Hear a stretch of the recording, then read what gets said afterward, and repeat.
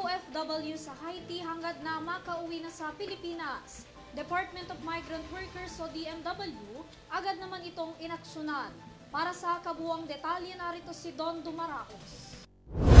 Mabilis na inaksyonan ng Department of Migrant Workers ang mahigit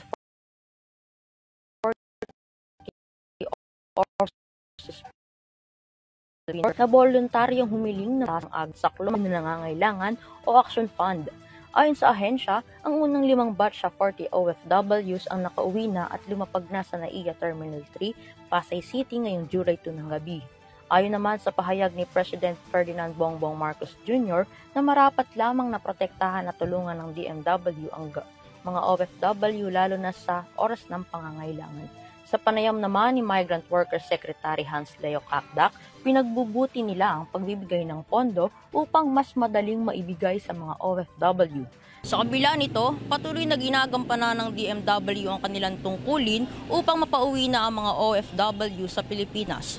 Para sa EuroTV News, ako si Don Dumaracos, sumasaludo sa bawat Pilipino.